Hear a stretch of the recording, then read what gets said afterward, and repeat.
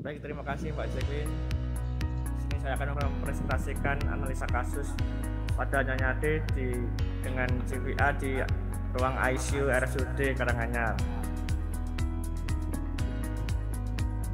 Kelompok kami beranggotakan 4 orang. Yang pertama Indah Yulia, Intan Mutmainah, Jacqueline, dan saya sendiri Khairul Nur Majid.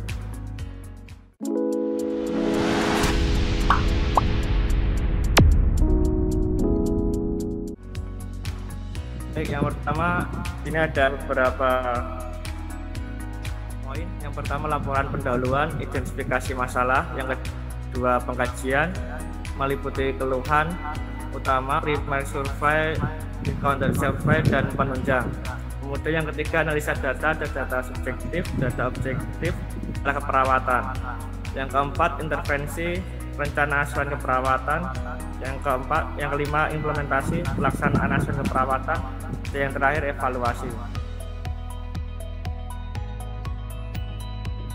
Yang pertama laporan pendahuluan atau CVA, cerebrovascular accident, merupakan kelainan fungsi pada otak yang timbul mendadak yang disebabkan oleh terjadinya gangguan peredaran darah di otak, dan bisa juga terjadi pada siapa saja dan kapan saja dengan gejala-gejala yang berlangsung selama kurang lebih 24 jam, atau juga yang membahayakan cacat berupa kelumpahan anggota gerak, ekstremitas, kemudian gangguan berbicara, proses berpikir, dan daya ingat. Dari sekian banyak kecacatan itu juga dapat menyebabkan kematian. Kemudian selanjutnya tanda gejalanya.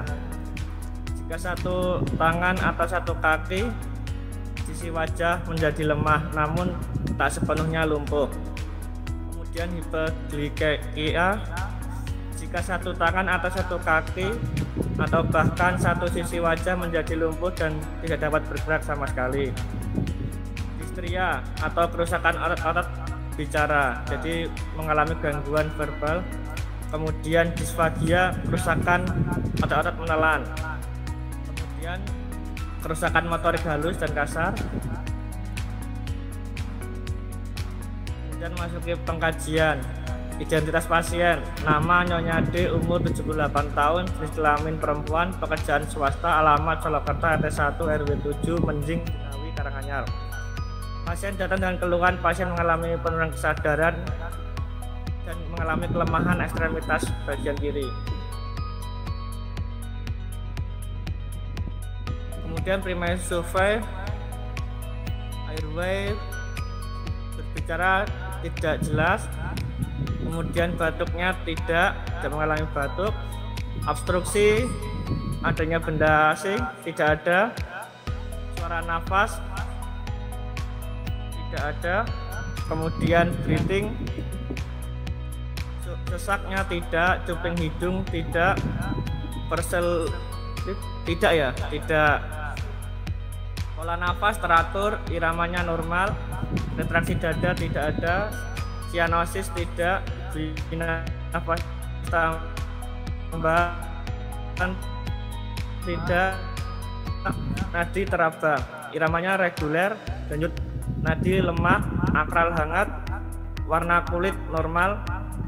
Kemudian piting edema lebih dari 1 cm, CRT kurang dari 3 detik, DS-nya pasien mengalami penurunan kesadaran. Disability respon verbal A, kesadaran somnolan. DCS-nya ada totalnya 7.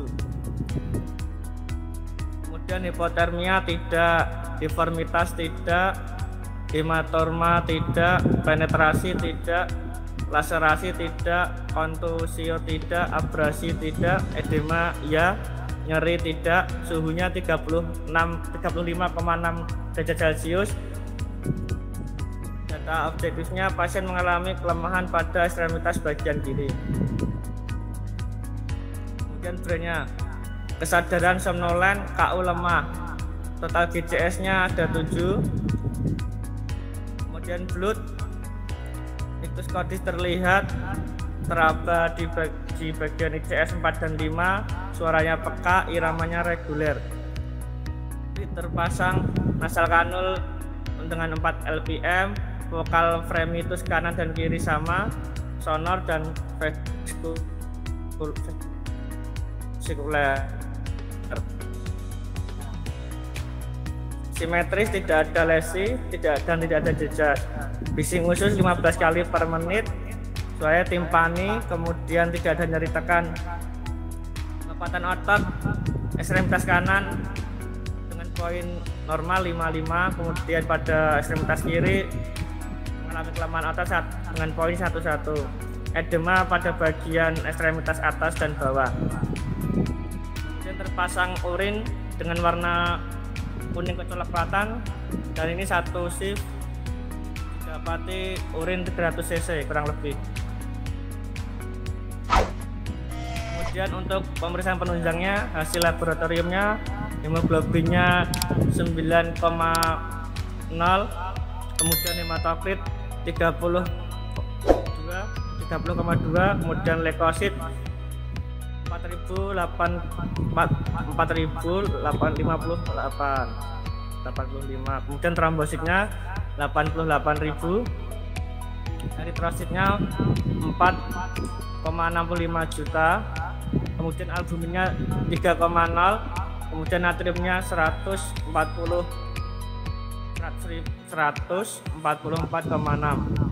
Kemudian hasil scan-nya terdapat infrak akut di lobus temporoparietalis dextra sesuai teritori cerebri dextra.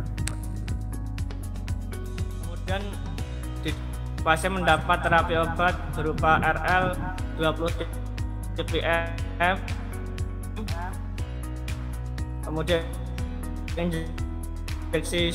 injeksi mecobalamin 500 mg, kemudian injeksi ceftriaxone 100 mg, Solvinex 2 mg per 8 jam, kemudian MP 62,5 mg per 12 jam, dan injeksi omeprazol 40 mg. Kemudian analisa data. DO pasien mengalami penurunan kesadaran dengan GCS 7, kemudian tanda vitalnya tekanan darah 130/80, kemudian respirasinya 20 kali per menit, suhunya 35,6 derajat Celcius, kemudian heart rate-nya 75 kali per menit, dan didapatnya hasil CT scan dengan hasil terdapat infrak akut di lobus temporoparietalis dextra sesuai dengan teritori cerebri dextra. Dan hasil labnya hemoglobin didapati dengan poin 9, nilai 9, hematokrit 30,2, kemudian trombositnya 88.000, dan albumin 3,0. Dan dengan didapati diagnosanya resiko perfusi cerebral tidak efektif berhubungan dengan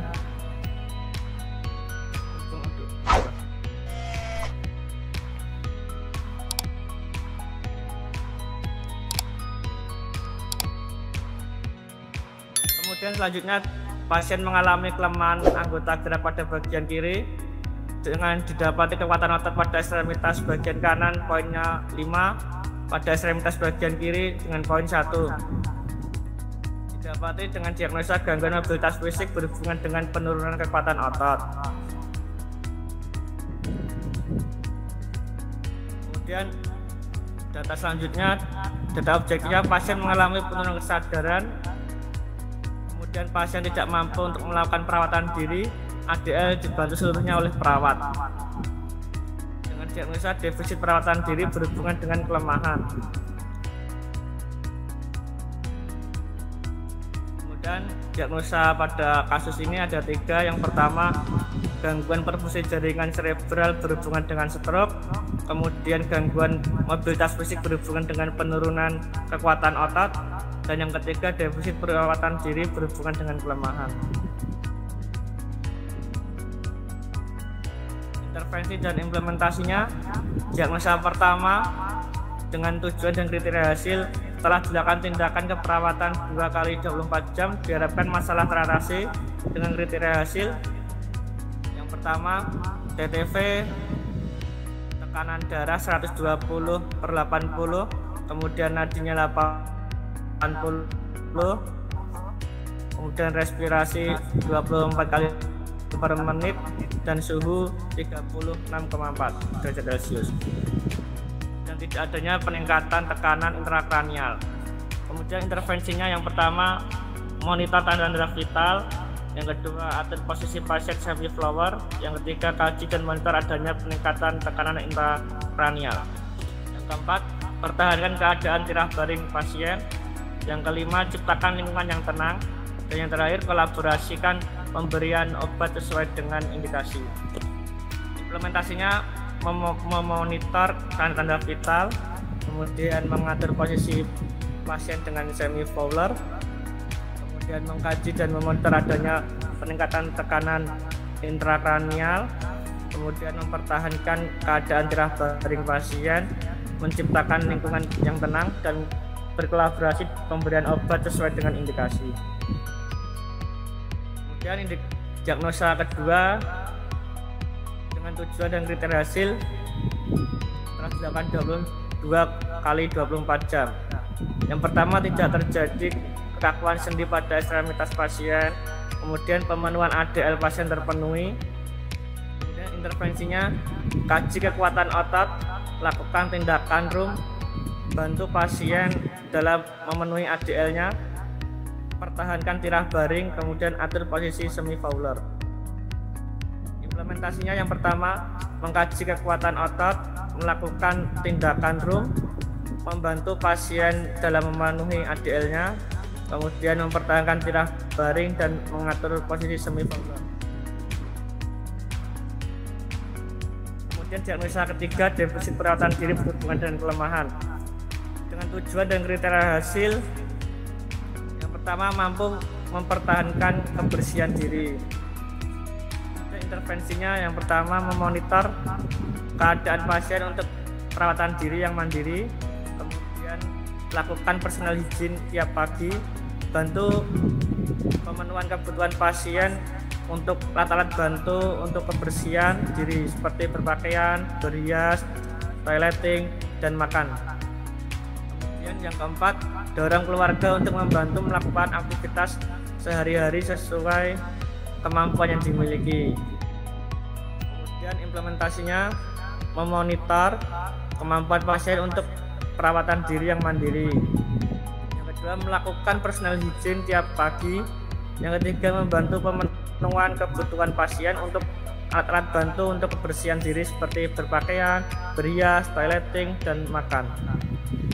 Yang keempat, mendorong keluarga untuk membantu melakukan aktivitas sehari-hari sesuai kemampuan yang dimiliki. Kemudian evaluasi. Hari Sabtu 4 Desember 2021. Diagnosa pertama, resiko perfusi cerebral tidak efektif berhubungan dengan stroke. Objektif, tidak ada tanda-tanda peningkatan intrakranial. Pasien mengalami penurunan kesadaran. Kemudian masalahnya belum teratasi, lanjutkan intervensi. Intervensi yang dilanjutkan adalah observasi tanda-tanda vital dan keadaan umum pasien, kemudian berkolaborasi dalam pemberian terapi obat.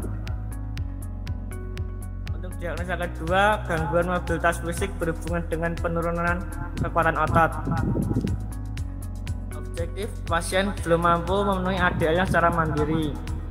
Kekuatan otot masih belum ada peningkatan. Masalahnya belum teratasi, lanjutkan intervensi.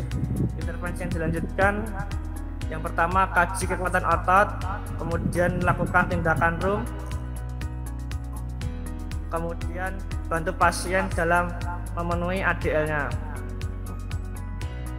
Kemudian diagnosa ketiga, defisit perawatan diri berhubungan dengan kelemahan. Dengan objektif, pasien belum mampu melakukan perawatan diri secara mandiri, kemudian masalahnya belum teratasi, dan lanjutkan intervensi. Intervensi yang dilanjutkan, yang pertama bantu memenuhi kebutuhan klien dalam memenuhi alat-alat bantu untuk seperti kebersihan diri, berpakaian, berhias, toileting dan makan. Kemudian dorong keluarga untuk membantu pemenuhan aktivitas sehari-hari. Dan ini ada sumbernya. Sekian presentasi yang saya sampaikan, kurang lebihnya mohon maaf. Saya akan kembalikan kepada moderator.